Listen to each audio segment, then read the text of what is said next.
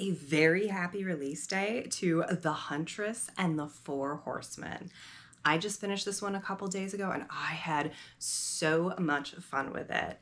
This is a biblical apocalyptic horror, but it's also a slow burn wide shoes romantasy. Yes, please. In this one, our main character Aridessa was born into the Order, a select chosen few who are meant to serve the god of their good book. And she personally has an even greater purpose in store for her, as the Grand Minister himself has taught her in their private lessons. Now, everyone around her knows that in the end of days, the Four Horsemen will arise and bring death and destruction in their wake. But she's the only one who knows that she is going to stand against them and preserve what remains of the world and the life upon it. She has trained and studied for decade after decade to be the hero that the world needs, and she is willing to make any necessary sacrifice. But when she finally encounters these Four Horsemen,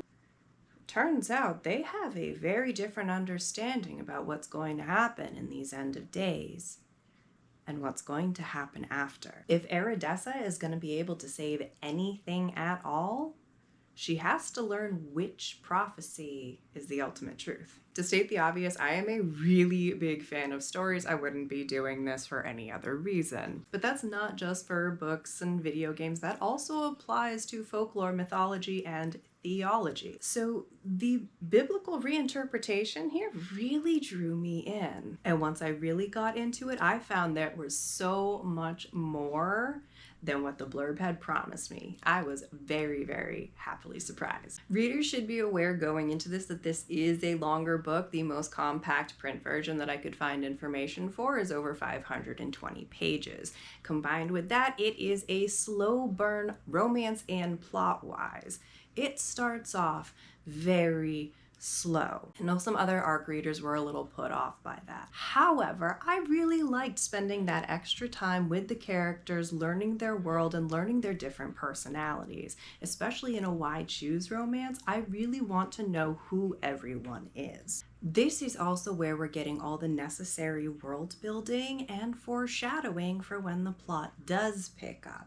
That's roughly around the halfway mark, and once it starts increasing pace, it increases exponentially for the whole rest of the book. If the reader didn't already have that solid foundation of our understanding, it would be far too chaotic to keep up with all the twists and turns and shoe drops that are happening in that second half of the book. I also want to say that I really enjoyed the way that this book approached the healing from religious trauma. Aridessa has endured religious abuse, and she's starting to wake up to the reality of the implications of that. Her journey involves self-exploration and getting in touch with her own internal morality. While she may be attempting to erase or replace parts of herself that she's no longer feeling the same way about, she has to learn to love and forgive herself instead of self-flagellating. During her learning period, we see a lot of interpretations of the same God from her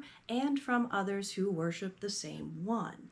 And we see quite a spectrum from a vengeful God to one who loves unconditionally. And that's before we start seeing other gods exist as well. This is the first book in a brand new series, and I already cannot wait for the second book. As I said, this one is coming out today. It is going to be available through all your favorite book retailers. And as always, I do have a longer, more nuanced write-up of all of this, along with all content warnings available on my website at writing.hallidaynelson.com.